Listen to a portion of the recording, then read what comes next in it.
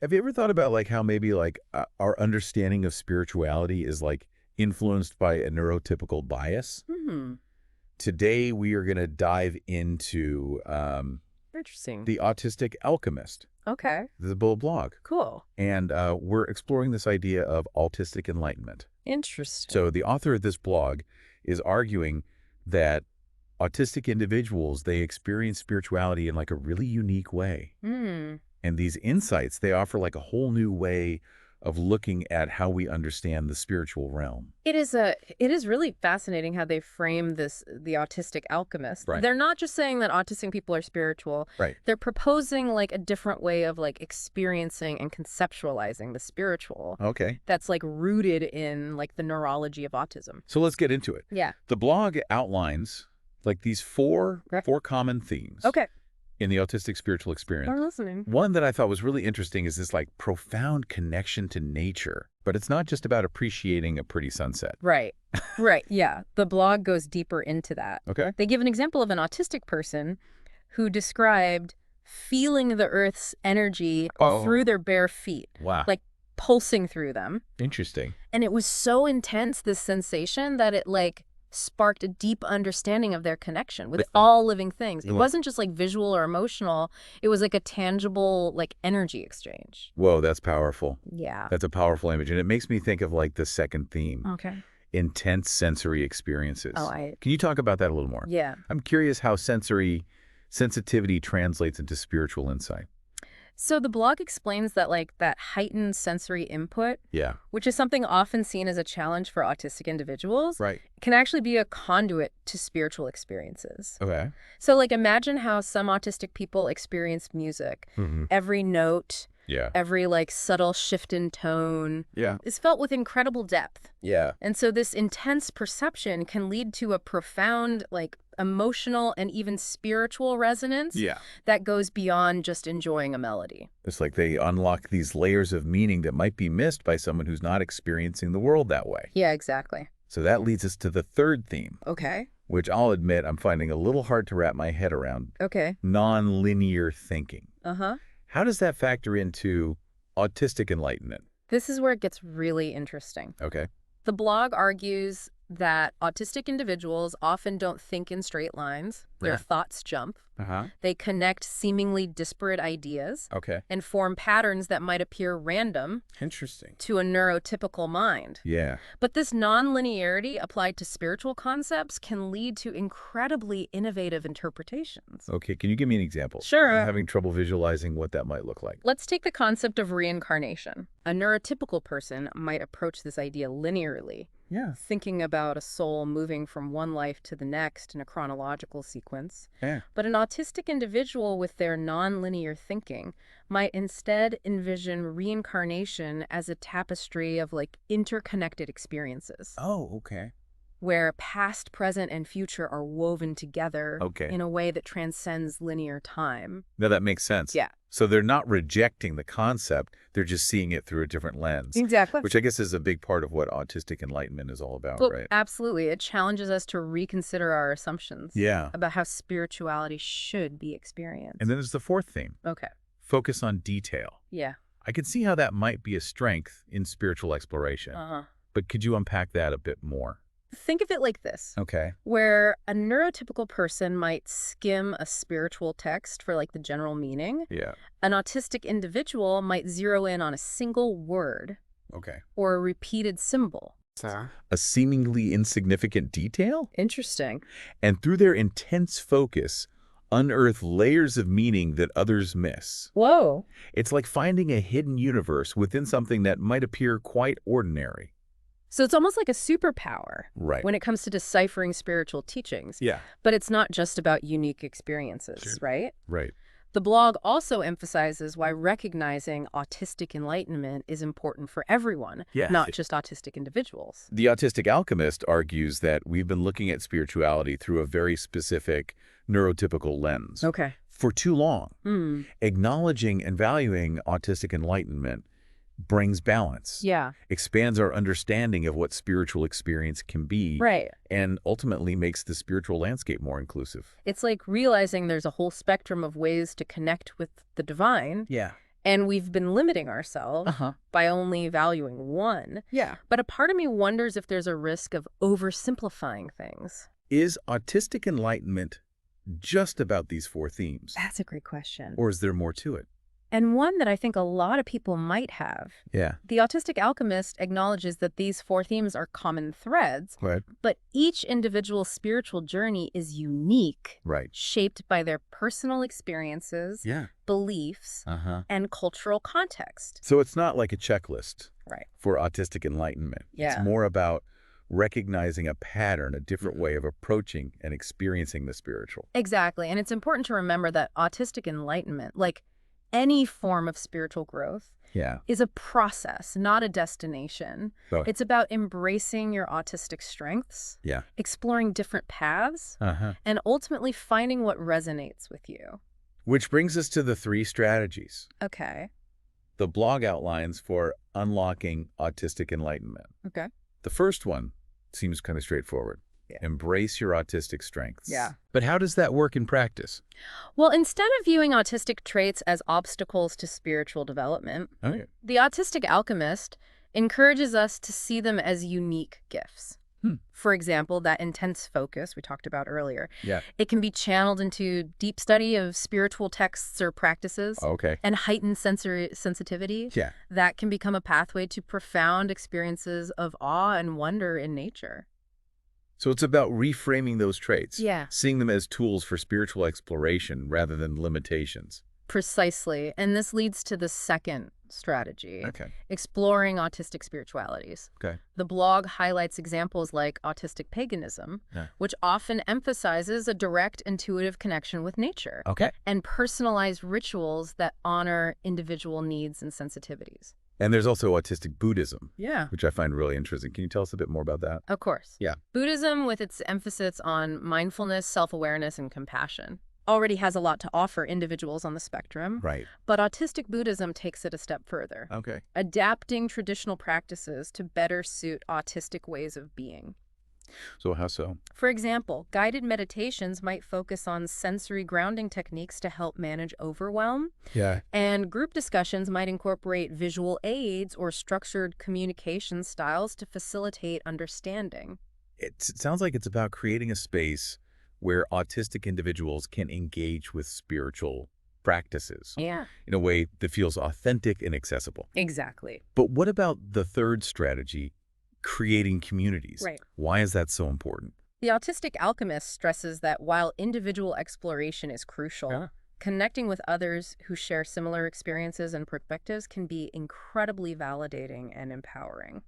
I could see how that would be especially important for autistic individuals who've often felt marginalized or misunderstood in traditional spiritual settings. Absolutely. Sharing your experiences, supporting one another, and collectively challenging the dominant narratives around spirituality can create a sense of belonging and help individuals feel seen and valued for who they are. It's about finding your tribe, your spiritual home, where you can be your authentic self without fear of judgment. Exactly. But all this talk about artistic enlightenment being different from neurotypical spirituality, doesn't that risk creating a divide? That's a valid concern. And one that the Autistic Alchemist addresses directly. They emphasize that the goal is not to separate or create an us versus them mentality.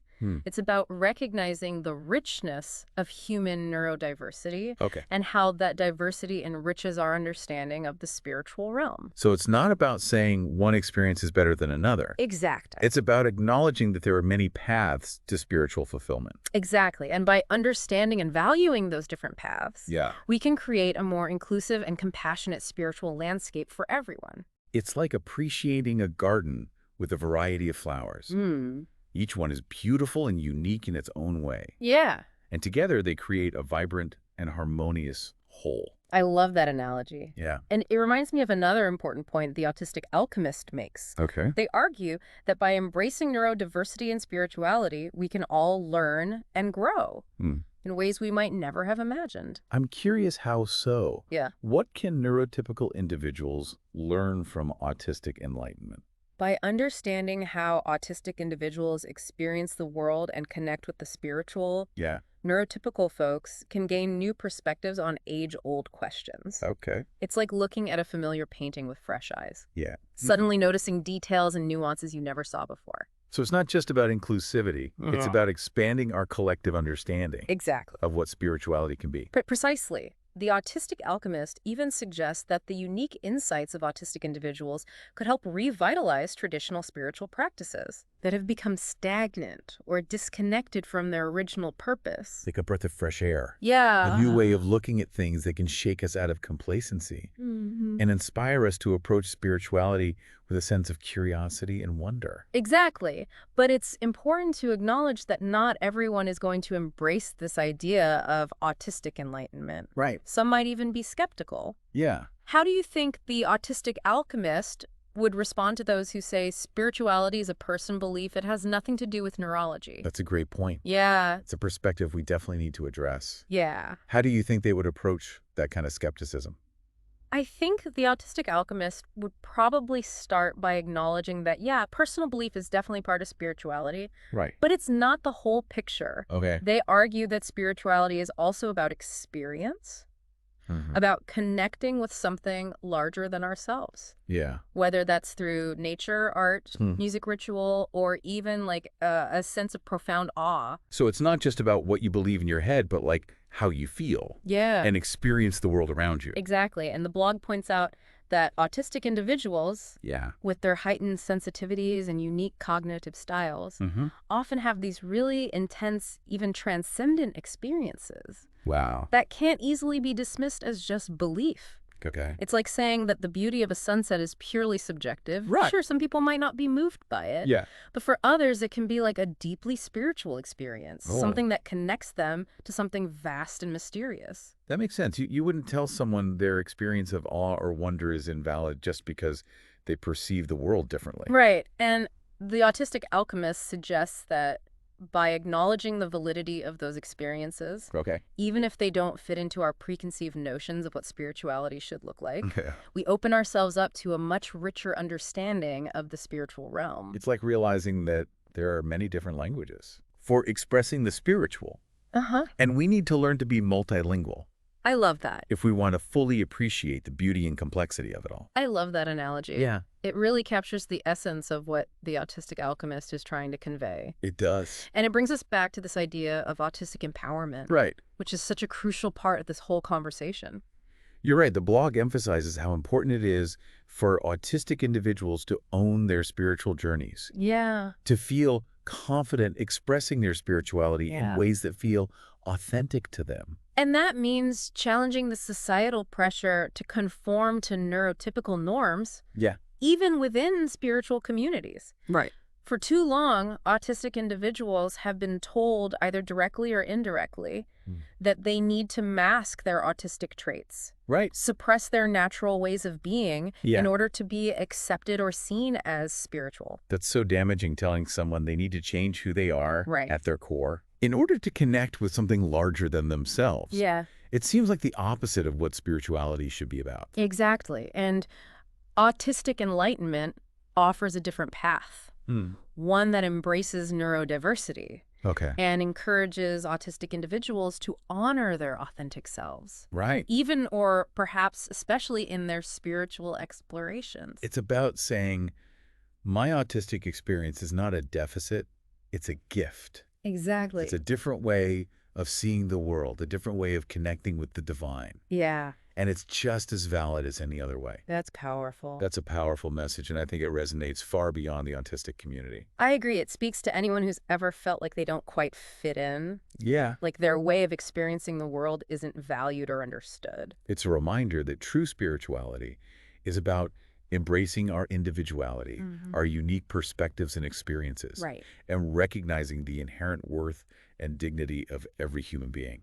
Beautifully said, and I think that's a perfect note to end on. As we wrap up this deep dive into autistic enlightenment, we leave you with this final thought. Okay.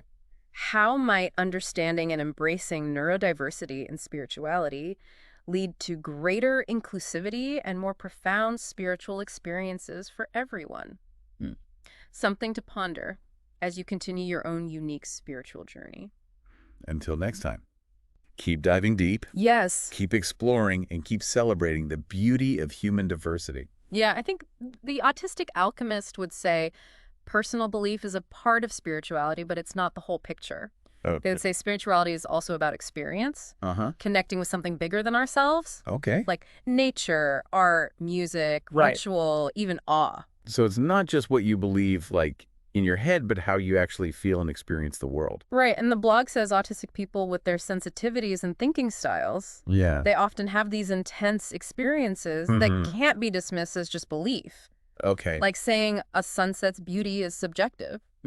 Sure, some aren't moved. But for others, it's a spiritual thing. Yeah. Connecting to something vast. You wouldn't say someone's awe isn't real just because they experience the world differently, right? The autistic alchemist says by acknowledging those experiences, even if they don't fit our ideas of what spirituality should be, we understand the spiritual realm better. It's like there are different spiritual languages. Yeah. And we got to be multilingual to get it. I like that. Yeah. It's like what the autistic alchemist is saying. Yeah, and it brings us back to empowering autistic people. Right, crucial part of this. The blog says it's so important for them to own their spiritual journeys. Yeah. And express it authentically. And that means challenging the pressure to fit in, even in spiritual groups. Yeah. Autistic people are told for so long to mask their traits, suppress themselves, to be accepted as spiritual.